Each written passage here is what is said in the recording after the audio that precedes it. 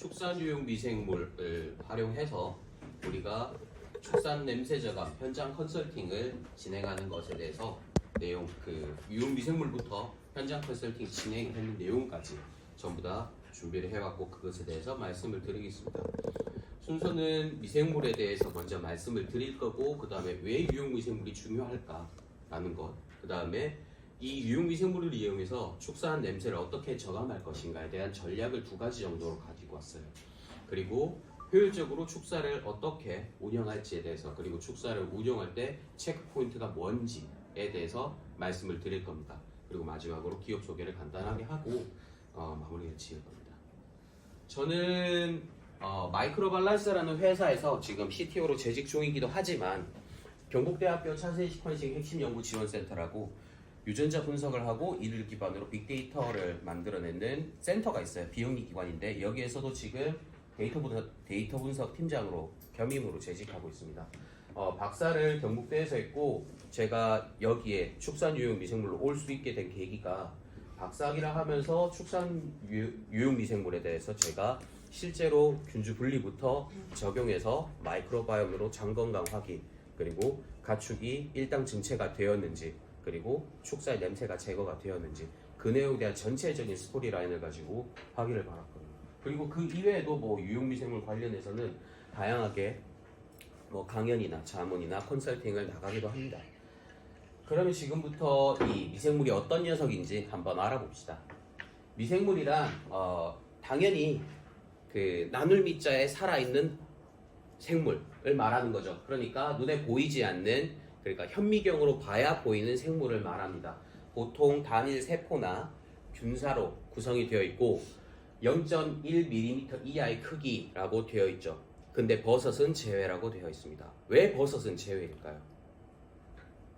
눈에 보이잖아요, 우리가 보는 버섯은. 그래서 제외죠. 당연히 버섯 같은 경우에도 균사가 존재를 합니다. 균사가 존재를 하는데 포자로부터 균사가 만들어지고 이 균사가 이제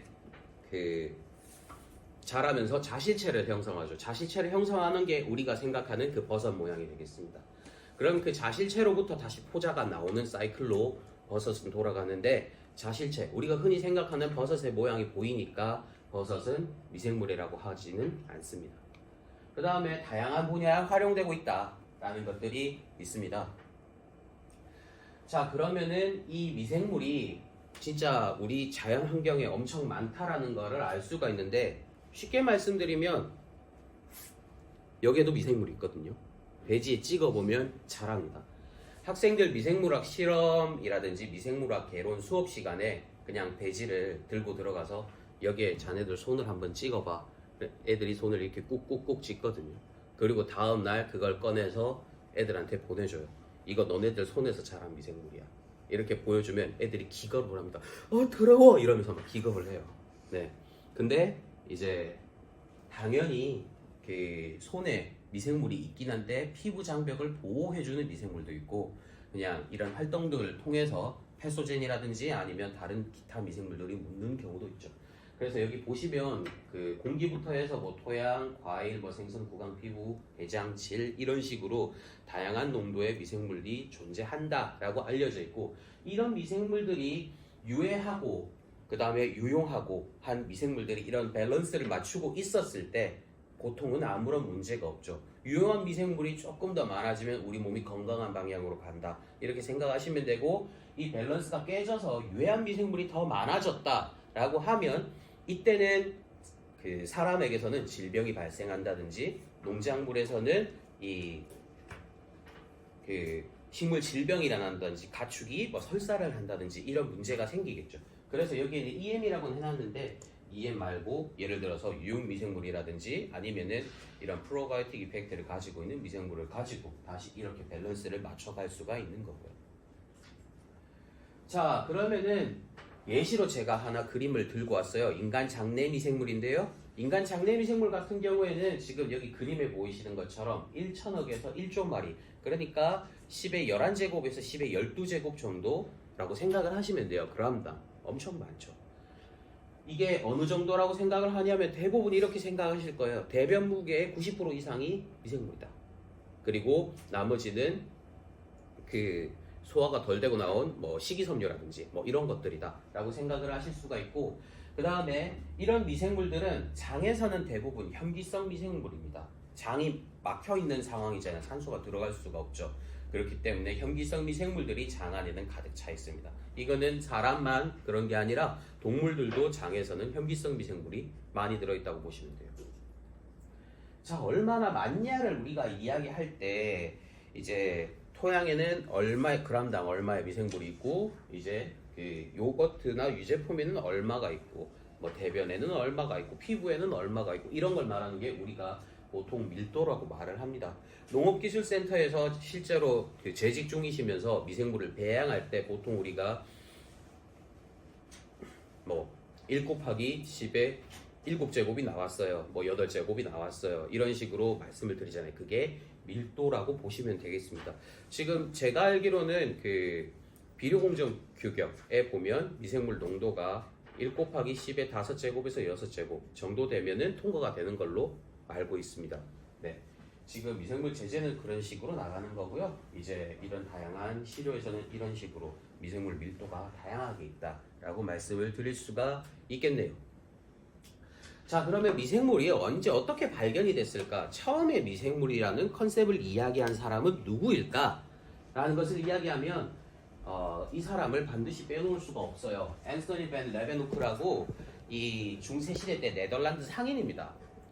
중세시대 때가 약간 그 상업이 이 부를 축적하는 그 업으로서 이제 많이 되었고, 이 사람이 상인으로 일을 하면서 자신의 부를 과시를 하기 위해서, 이때는 자신의 부를 과시하기 위해서 많이 쓰는 방법이 유리를 세공하는 거였어요. 그래서 이런 작은 유리 조각, 이거 작은 거 하나 세공할 때도 돈이 엄청나게 많이 들어갔었거든요.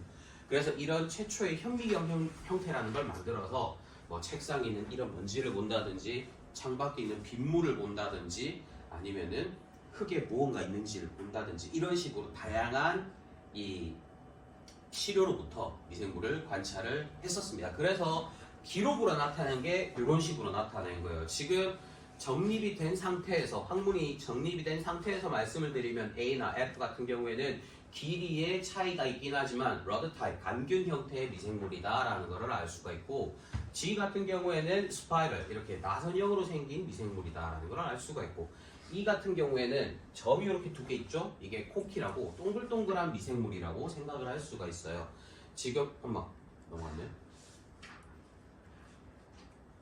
네.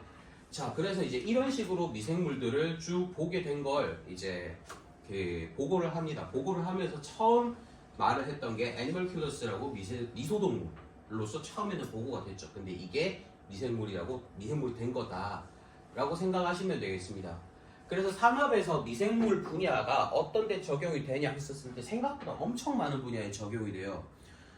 농업도 그렇고 축산도 그렇고, 환경에 냄새 제거한다, 뭐 아니면은 이제 오염 물질을 제거한다 또 있지만, 이것도 있어요. 여러분들 가정에서 음식 하실 때 MSG 넣으시잖아요. 이때도 미생물 발효합니다. 네, 발효 통해 가지고, 예전에는 화학적인 공법을 통해서 만들어졌지만 요즘에는 생물 전환을 통해서 만들어질 때 미생물이 관여하는 것도 알려져 있어요. 네. 그래서 그리고 또 요즘에 우리나라에서도 이제 조금씩 늘어나긴 합니다만은, 해외에서는 가솔린의 5%, 10%는 무조건 바이오퓨얼을 넣도록 되어 있어요. 그 바이오퓨얼을 만들 때도 미생물을 사용합니다. 그런데 지금 우리는 오늘 여기 표시해 놓은 것처럼 축산 분야에 적용을 시킬 거죠. 자, 미생물에 대해서 조금 더 알아보자고 이제 특징이나 분류 체계를 가지고 왔어요. 말씀드린 것처럼 육안으로 관찰할 수 없고, 그래서 현미경을 본다라는 게 있는데, 일반적인 현미경은 보통 마이크로미터 단위에 해당하는 미생물들을 관찰한다고 합니다. 광학 현미경이 이에 해당하고요. 근데 바이러스 같은 경우에는 일반적인 광학 현미경으로 못 보기 때문에 우리가 흔히 전자 현미경 이상의 그 해상도를 가지는 그러한 현미경으로 보통 바이러스 파티클을 관찰을 하죠. 자, 그래서 미생물들이 이런 특징이 있는데, 그러면은 미생물들이 예를 들면 바실러스 서틸리스, 아니면은 바실러스 아밀로리키퍼션스, 바실러스 멜렌젠시스, 락토바실러스 에시도필러스, 플랜타럼, 카제이, 뭐 이런 식으로 우리가 미생물 분류를 하는 것도 이제 정확하게 알고 넘어가야 될 텐데, 이 사람 같은 경우에는 그 족보가 있고 회사 같은 경우에는 가계도가 이렇게 있잖아요. 우리 집도 이렇게 나타날 수 있죠. 그런 것처럼 미생물도 그 개통도라고 이야기를 합니다. 그 개통도에 의해서 박테리아, 아키아, 펀자이 이런 식으로 해서 미생물이 그 족보처럼 분류를 할 수가 있게 되는 거고, 뭐 여기에 멘션은 해놨지만 세균, 고세균, 곰팡이, 효모, 뭐 조류, 원핵생물, 기생충, 바이러스 이런 식으로 분류가 가능하죠. 그런데 우리가 오늘은 이 세균, 곰팡이, 효모, 바이러스에 대해서만 알아보도록 할게요. 왜? 우리가 제일 많이 다루고 우리가 제일 많이 접할 수 있는 미생물들이니까. 그런 식으로 다뤄보도록 하겠습니다. 세균, 네, 박테리아죠. 당연히 우리가 제일 많이 다루고 있는 거고, 그 단세포 0.2에서 5마이크로미터 정도 되는 사이즈를 가지고 있습니다. 우리가 그 필터를 가지고 멸균하겠다고 필터를 하는 그 필터의 구멍 크기 중에 제일 작은 게 0.2 마이크로미터예요. 그게 이 가장 작은 세균의 사이즈가 0.2 마이크로미터로 알려져 있고, 이걸 걸러내기 위해서 우리가 이 0.2 마이크로미터 필터를 쓰면 이건 거의 완전히 멸균에 가까운 상태로 필터가 되었다라고 이야기가 할 수 있는 거죠. 자, 주로 호기성 세균, 현기성 세균으로 분류가 되고, 그 다음에 이분법으로 나뉜다라고 생각을 하시면 됩니다. 이분법은 박테리아 하나가 두 개가 될 때 정중앙이 함몰되면서 떨어지는 방식이 이분법이라고 생각을 하시면 되고, 이게 너무 민감합니다. 포인터를 다른 걸로 좀 바꿀게요. 네.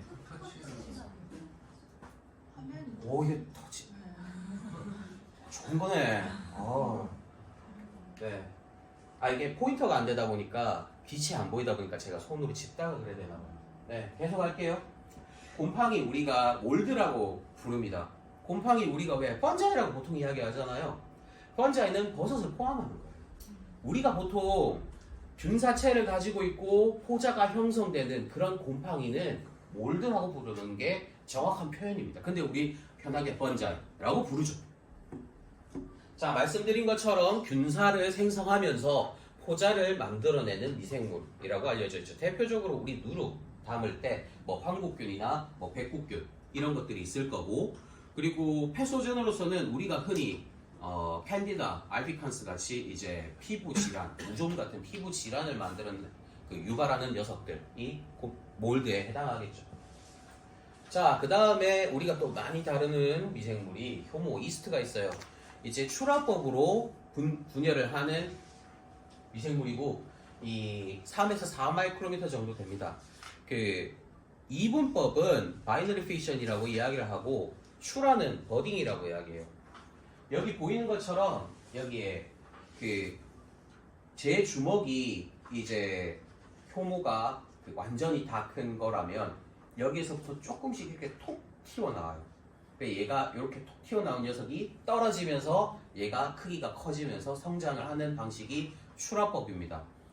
효모 출하법을 버딩이라고 이야기하는데 쉽게 그냥 외우시라고 항상 말씀드리는 게 전 버드와이저 말씀드립니다. 맥주 만들 때 효모를 쓰잖아요. 그래서 효모는 버딩을 하니까 버드와이저 보면 이제 효모가 버딩, 출하법으로 이 분열을 한다라고 외우시라고 말씀을 드립니다. 근데 실제로는 이 버드와이저의 버드가 버딩이랑은 상관이 전혀 없더라고요. 버드와이저의 버드와이즈라는 게 체코의 지역을 의미하더라고요. 거기서 처음 만들어진 맥주라서 버드와이저라고 하는데, 저는 일단 이거 강연 나갈 땐 이야기 안 하죠. 그냥 쉽게 외우시라고. 네. 다음에 바이러스입니다. 생물과 무생물의 중간 단계다라고 이야기하는데, 그 이유가 뭐냐면 독자적으로 분열을 못해요. 보통 우리가 생각할 때 옛날에 과학 시간 때 배웠지 않습니까? 다들 그 숙주세포에 침투해서 개체수를 많이 늘려서 그 숙주세포를 터뜨리면서 나오죠. 그렇게 증식을 하는 녀석들이기 때문에 생물과 무생물의 중간이다라고 이야기를 하는 거고, 병원성으로는 뭐 우리 너무 잘 알고 있죠. 노로바이러스, 코로나, 메르스, 에볼라 이런 것들이 있을 거고, 비병원성으로는 항균 효과를 가지고 있는 박테리오페이지 같은 것들이 바이러스의 일종이라고 알려져 있어요. 쉽게 말하면 대장균, 살모넬라 이런 특정 병원균을 그 호스트 세포로 생각을 해서 거기에 자기가 들어가서 자기 개체를 늘리고 그 살모넬라나 대장균을 터뜨리면서 항균 효과를 만들어내는 바이러스들을 말합니다. 이런 것들은 비병원성이에요. 자, 그 다음에 우리가 미생물도 자, 그 바실러스 서틸리스를 저 같은 경우에는 예를 들어서 제가 갖고 있는 것만 뭐 한 5개에서 6개가 돼요. 근데 주위에서 물어봅니다. 야, 너가 가지고 있는 바실러스 서틸리스 좋은 거 있다면서 그거 줘봐. 뭐? 그거 줘보라고. 뭐? 5개다. 아, 그러면 이제 이름을 이야기해줘. 바실러스 서틸리스 A, 바실러스 서틸리스 B 이런 식으로 이야기를 합니다. 이 뒤에 나오는 A, B를 우리가 스트레인명이라고 이야기해요. 세부명이라고 이야기를 합니다. 이 컨셉에 대해서 설명을 드리려고 이 슬라이드를 가져왔죠.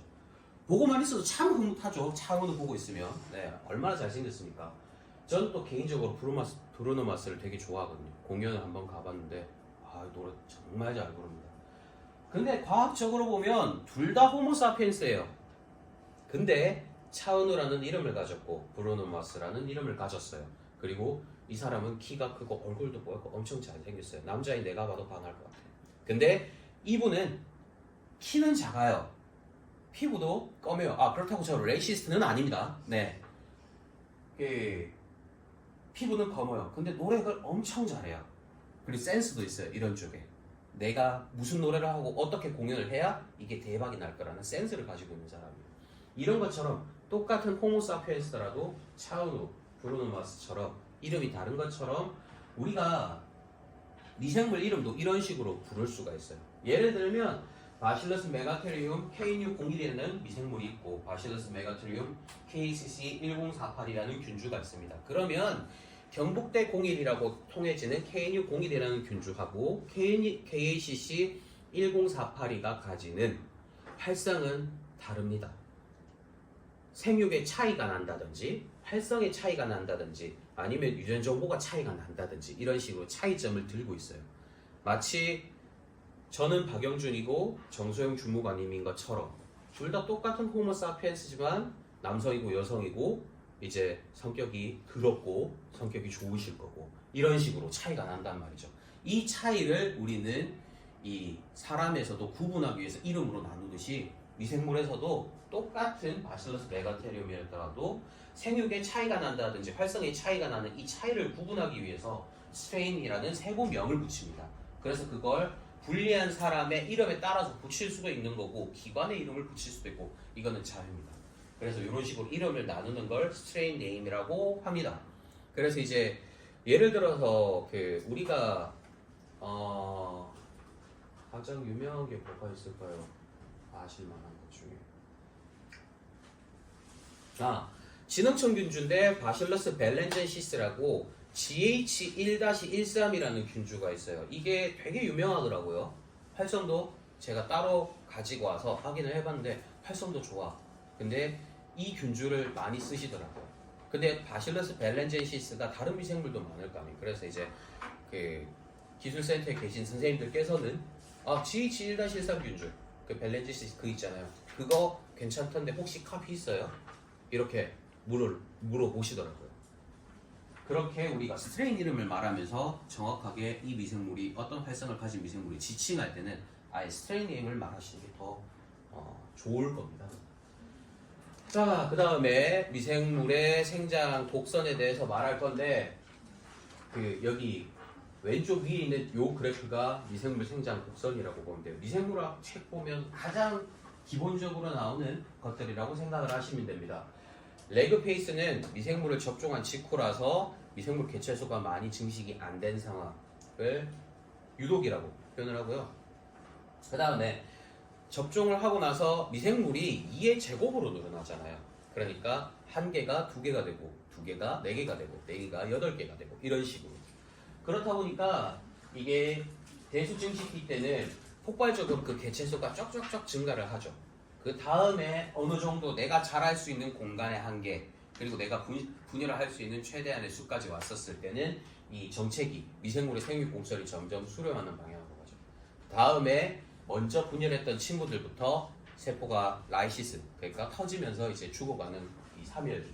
요게 미생물 생육 곡선을 시간별로 우리가 샘플링을 해서 흑강도를 찍든 도마를 해서 개수로 보든 이 개수의 그래프를 개수나 흑광도의 수치를 쭉 입력을 하면 이런 그래프 형태가 나옵니다. 실제로 나와요.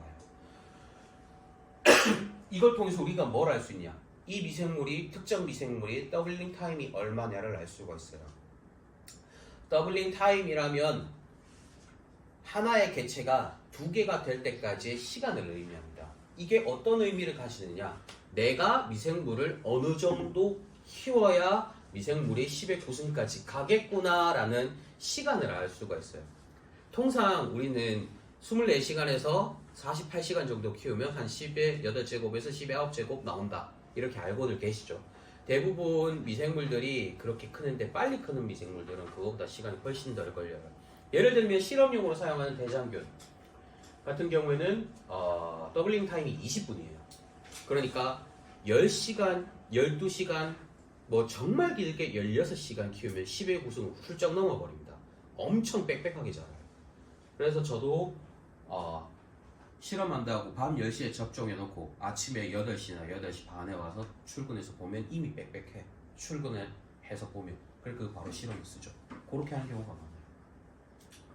자, 그리고 우리가 미생물을 키울 때 단순히 저는 항상 말씀을 드리는 게 미생물을 키워서 높은 승수를 뽑아내는 것도 중요하다.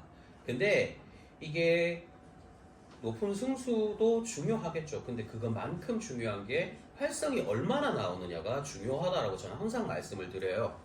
근데 이 활성의 중요도를 보기 위해서는 우리가 뭘 고려해야 되냐면 미생물 생육에서도 미생물 배양 시간을 고려해야 해요. 예를 들어서 미생물이 식물 생장 촉진 호르몬을 만들어낸다고 합시다.